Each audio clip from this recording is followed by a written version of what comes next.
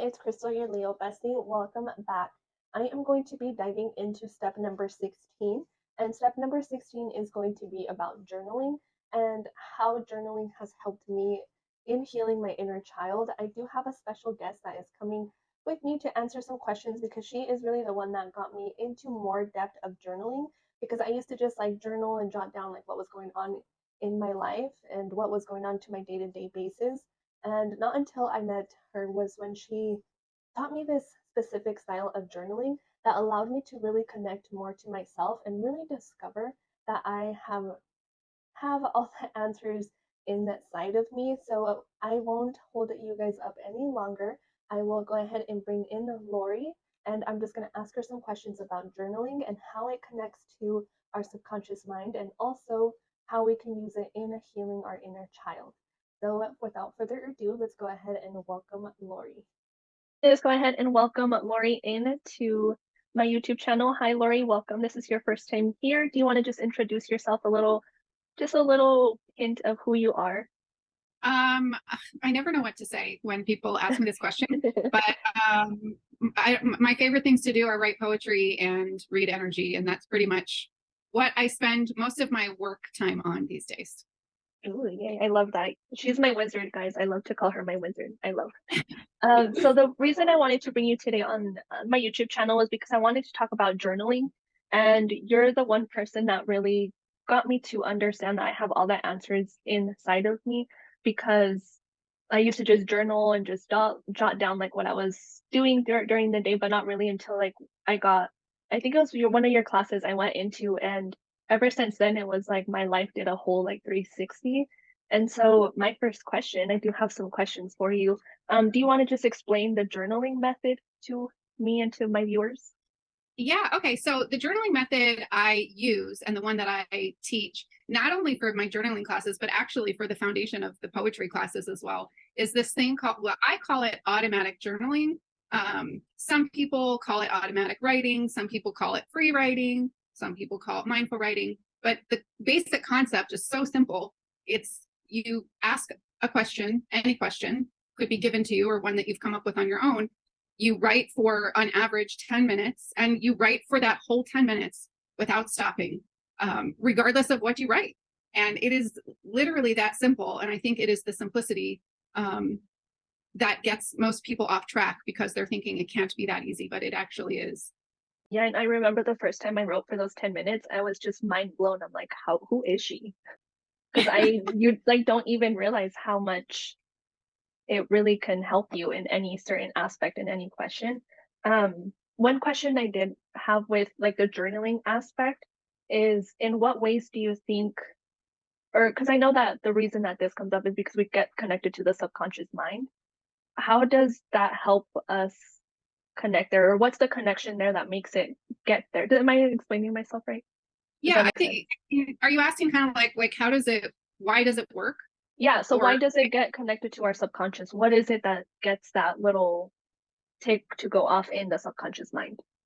yeah, well, it's more about resting the conscious mind. And that's kind of like the domino effect, what gets the subconscious mind to come forward, because really our subconscious mind could be working way more often. I mean, that tape, our subconscious mind is going always, right? It's never on pause. But our conscious mind comes in the way that it's supposed to work and tries to tries to make sense of everything and tries to order everything and make everything fit with the plan and all these things. So it kind of it doesn't necessarily stop, but it gets in the way. It quiets that subconscious mind. So this is very similar to meditation in terms of like why it works when we write.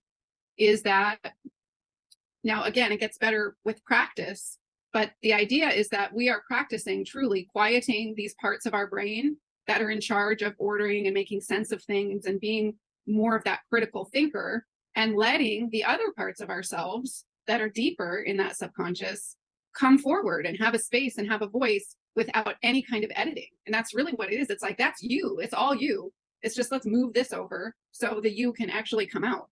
I've talked about it briefly on my channel about the subconscious, but I think a lot of people don't really understand, especially for me. Like, I suppressed a lot of stuff from my childhood.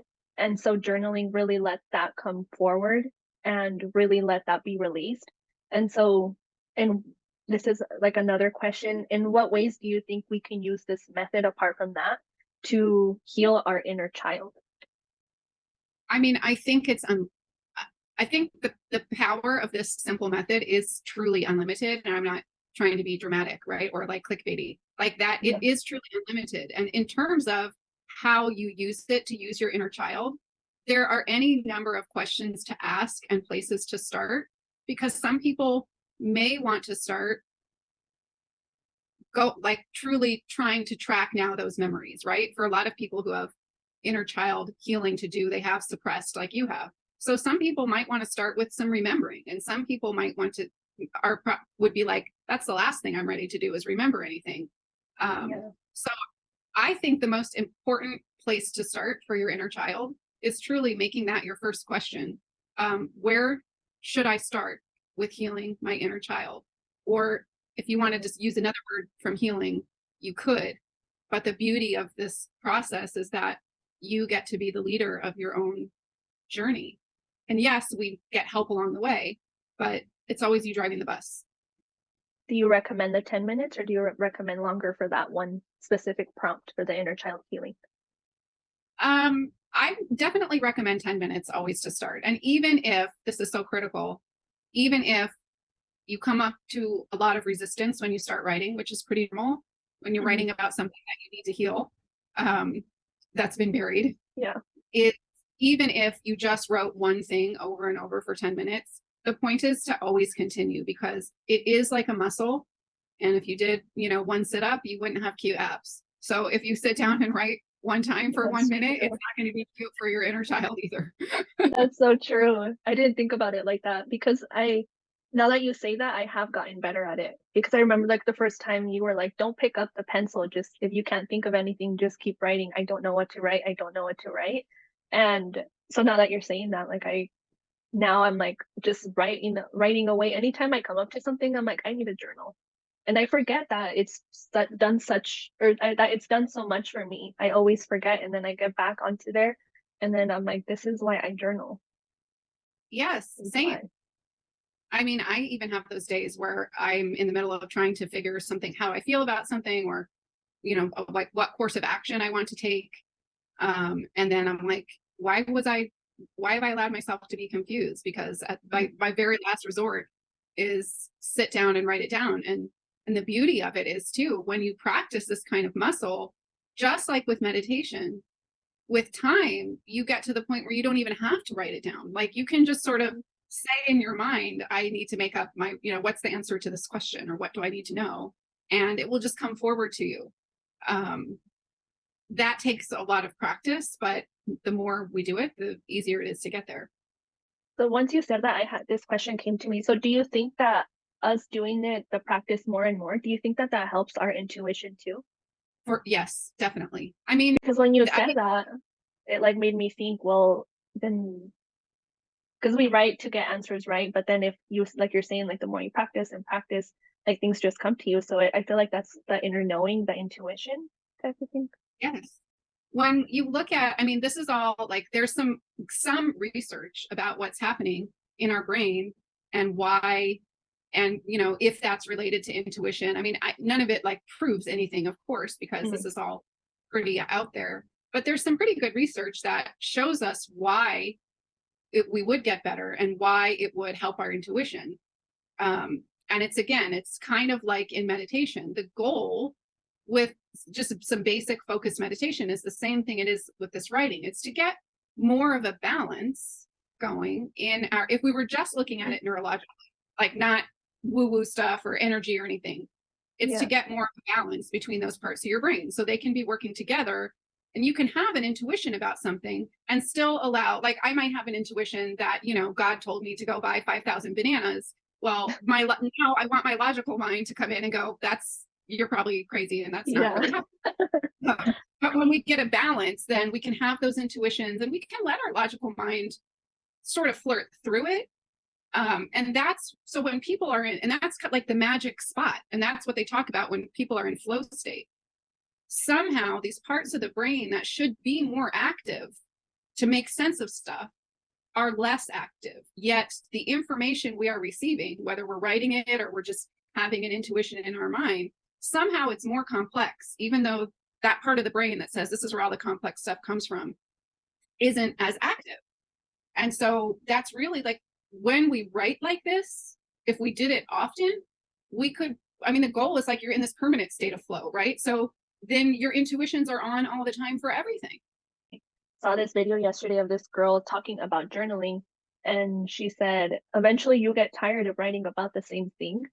And I feel like it goes with like this, because if you ask yourself a question, at least it's happened to me where I ask myself a question and I get the answer, and then I'm like over here overthinking it, and then I go back to journaling, and I literally tell myself in my writing, you already, like, I already told you what to do, like, what are you doing? But it's like that little intuition thing of like, I guess just trusting yourself too, right? Of what you have. And that's the biggest thing that you've taught me too, is like, if it can come that easy, it can come that easy for you to get an answer. And I feel like most of the time we doubt ourselves in what we write. And so that was one of the things with like what you're saying, and the intuition thing of like trusting that inner self and trusting your inner knowing, I guess I can call it, instead of maybe intuition. Maybe. Yes. Yeah. And you bring up a good point with that trusting, because that's the other like real easy, it sounds like kind of a cheesy, nebulous fix, like, oh, just trust yourself. But the truth is, when we're trusting ourselves, we are changing our thought patterns right then and there by trusting ourselves. So it's just the same analogy. If I'm doing a bunch of crunches and the whole time I'm saying, this isn't working, this isn't working, this isn't working. I mean, this is studied. You won't have as good of an outcome, right? And athletes who use visualization and different types of more mind control meditation techniques have better outcomes. And it's the same thing with intuitions or inner knowing or writing. It is, if you do not believe it's going to work, it's probably not. And do something else with your 10 minutes, because you're just going to waste your time if you and it's okay to not believe it right away. I will tell you, it took me years to really trust myself. And even sometimes still, I have those moments where I ask myself the question. It's like, dummy, I told you that 4 days ago and you didn't do anything. Yeah. But trusting is so important. You have just open up to the fact that you could be right to start. And that's even a good question. What would happen if I could trust everything that comes out in my journaling?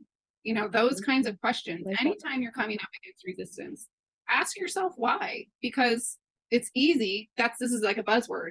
You're having resistance. You're having resistance. And most of us know when we're having resistance, and most of us know why.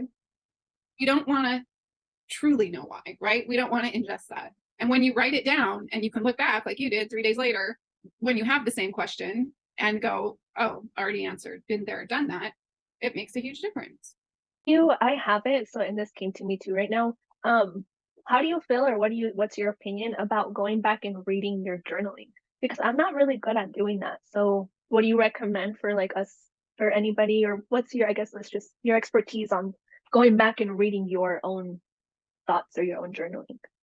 Well, I'll tell you, my expertise stems from, myself and the people that I've worked with. Yeah. And I can, from what I've gathered in the beginning, I recommend not going back. Even if that means 5 days in a row, you ask yourself the same question and you answer it 5 days. It's so easy to be critical of ourselves. And we are, yes, our brains are truly wired that way right now. Like, we've just gone so far into this like default mode network of this like doing, and it has to fit in something and whatever, that it's too easy to criticize. And I mean, I will tell you, I've made the mistake of looking back and I'm just like cringe, after, like, I am embarrassed that I wrote this and I never want to speak of this again. It's just too easy to go into that place. I now use my intuition to know whether or not to even keep my journals. Some of them I started just burning because I'm like, one too. Did you? Yeah, you're like, yeah. I'm like, I don't know, even want to go back. Right. That's yeah. And also that's healthy. I mean, some things we do that whether we're writing or not. We heal and it's done and it's taken care of, and we want to go back, right? For some reason, we want to keep revisiting these things because they're still stuck in our addiction. Yes, they're still stuck in that part of our brain. There's still a little pathway that drives there in our brain. So the more we can ignore those pathways and build new ones, the better. Don't look. I That's my advice. Don't look. Don't worry about it. Don't look. I used to use an app because I was like, I don't know, I don't even know why. I just used an app with my first like journaling, and I haven't deleted the app because I'm like, maybe I should go back. But I think that just answered my question of like, I should just leave her in the past. Like, she's good. She journaled. She did what she needed to say, but I don't need to visit her anymore. Yes, because it's true. Like, we don't need to resurrect the parts of ourselves that we've decided are dead and we don't need anymore. This is why I was gonna tell you. I was thinking about this before because I'm like, I really didn't prepare for this podcast because I came straight from physical therapy. But I was like, okay, what am I going to talk about? And the one thing I knew you were going to ask questions, but the one thing I wanted to talk more about was like having a goal, or having, don't want to say goal because that's such a negative word, but having a purpose for your journaling. So if you're a writer, for instance, or maybe you're building a business and you get a ton of like creative ideas about how to build your business, keep that journal for that. And that's a journal you might want to look back on, right? Your ideas are in there. You might have like vetted them. You might have started working them out. Keep that kind of thing separate from a journal to heal your inner child or to do emotional work. Those things need to be separate. So having a purpose not only helps you when it's new because it kind of narrows the focus, but I also think it's important to like have some kind of measurement for your journaling, because otherwise it can feel like you're just writing and writing and writing and you don't know if it's doing any good. And I think that's why we want to look back sometimes to like see if we're doing any better or we made any type of progress. So if we can, our own measurement, and that could be like very simplistically, I wrote a lot easier this time, like the stuff flowed out easier this time. But having a purpose, like I want to know more about my emotions, or I want to know more about more concrete subjects, or I want to know how my, like you say, little Krystal sometimes. I want to know how, like, I want to see through the eyes of little Krystal for this journal entry. So keeping that, and then this is just very subjectively saying to yourself, do I feel like I have a better understanding of little Krystal now? Do I feel like I'm seeing the difference between how she saw it and I saw it? Just little measurement. And then like the urge to go back is like less. Yeah, that I'm like thinking of like all the 5 journals I have, and I was thinking that I had to consolidate them because I'm like, to me it seems like my thoughts are all over. But now that you're saying, it's like, no, I do have one for journaling, I have one for my ideas, I have one for the group that we're in. So I'm like, I think I'm fine. Because me in my head, the logic side, how you're saying is like, no, I should probably consolidate them because that's a lot going on. But so thanks for saying that. Yes. Thanks for saying that. That's the most brilliant thing you can do is like, a 5-subject notebook or 5 different notebooks or whatever, because you don't need a fancy journal, and you can even use your phone, like if you wanted to, or the computer, but writing activates our brain in a different way. And I think it's a slightly more valuable process that way. Cool. Another question. These just keep coming to me. I love it. It's great. See? I love it. Do you want to touch on the handwriting part? Because this part was big for me. Like, I want to start writing all pretty because it was my journal and I wanted to be looking pretty. And then at the end, it looked like a serial killer. Do you want to touch on that?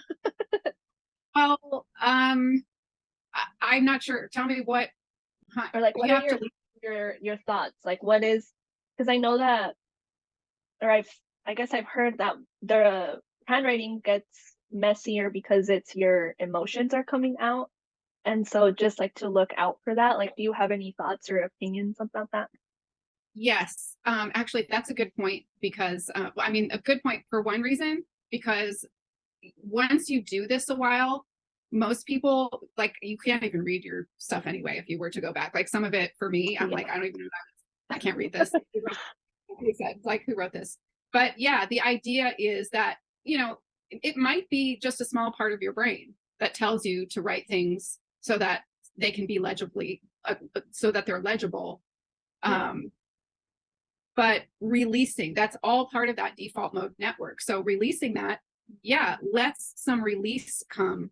And there's even release in the physical body. Like, you'll notice that you will be less tense even as you were writing. In that too, like it just came to me too that it's probably a control thing too of wanting it to look pretty, wanting it to Yes, be a certain way, and then once you get your mind and your brain active, like it's like nope, we're not worrying about pretty here. You can't worry about that. yes. So I mean, think of all the programming that not only think of the years of programming that go into your handwriting, because we start so when true. we're young, right? And this doesn't mean like there's a, you know, handwriting agenda that wants us all to write a Yeah. certain way. And like, it's not a Right. crazy conspiracy theory, but like, yeah, that conditioning, that's all going into, that's plugging in, that is becoming our default network, everything we learned from a young age. So I think of all of the times, you know, like some people were told they were never going to have good handwriting and or they weren't doing it right. And, you know, when I was younger and we were learning cursive, like you had to know, you had to do the right kind of cursive, and all of these little things get to fall away. And it's just a tiny example. And that's really what we're doing when we're writing and we're trying to shift our brain into this different kind of balance, is we are erasing all of the programming that doesn't work for us anymore. That's what we're writing out. That's, I mean, when we're talking about emotions that don't feel good or experiences or all of these things that come up that we might not want to see right away, we're talking about things that aren't working for us that we want to let go of. So it's really from the micro to the handwriting to the macro. It's really powerful if you think about it. Like as you're explaining to it, I'm like, it's actually really powerful. I think Think it's about it. it's more powerful even that sometimes than I have delved into. I mean, I've looked into this like neuro stuff and I know what I feel in my intuitions, my inner knowing. But when you even look at it from the perspective of like language, like when you go back in time, like what are words? All of the words that we use, the meaning has changed over time, right? And for some of the words, like you look at the word like success. And when we think of the word success, what I think about now is success. If I'm successful, I'm happy. I'm doing all the things I want to do. I'm not having any trouble doing them, and I'm happy. But when we think of the word success now, people will tell you that to be successful, you need this kind of house and this much money and this many cars and these kinds of relationships. Just those words, I mean, those words, we begin to redefine those words according to who we are. And in the process, we are redefining what life means for us. I mean, that is really, really powerful. No one can tell us anymore what stuff means and what's important. Only you know. And this is asking yourself. I love that. I really do. Every time you talk, it just like, I don't know, it just warms my heart because I'm like, yes, I needed to hear that. I needed that. So I'm just providing, you know, what do you call it? Reassurance and right. some wizardly tidbits along the way. Or one of the, I guess, last question. Any advice for anybody that wants to start journaling but has that little fear? I would ask yourself why you have the fear. And what I would do is I would ask that question, what am I afraid of? 5 days in a row, 10 minutes each time, and commit to doing it 5 days in a row. And once you start doing it more often, you don't have to do it every day. But I would commit to doing it 5 days in a row. I would commit to the same time every day. So you have as little excuse as possible to wiggle out of it. And ask yourself the question, what am I afraid of? I can almost guarantee that by the end of the 5th write, if not before, you will know what your next sort of journal prompt to yourself should be. That's how much you can find out in 10 minutes a day. Well, you guys heard her. Go and do it. You guys have the next 5 days to go and discover yourself. I love it. So where can people connect with you? Do you have any, I know you've done them in the past. Do you have any like poetry classes or any writing classes right now, or just anywhere where people can connect to you for journaling or for anything else? I don't have classes scheduled yet, but I'm in the process of scheduling. I'm going on vacation, thank God. And when I come back, I'll have some classes scheduled. I'll actually, if you live in Phoenix, I'm going to have throughout Phoenix community centers towards the end of the year, I'll have some poetry and journaling and probably meditation classes. But you can also check out getyourflowright.com, which is where I have information on journaling. And even my Instagram, which is vibration regulation, which has more woo-woo stuff, but I usually have some journal and intuition questions in there as well. Cool. And I'll link everything down below. I'll link her website. She has 2 of them. So I'll link those down below, and then your socials, I will link them too. And then I will leave us there. And then just some last words of wisdom from Lori that you want to share with us. Oh my gosh.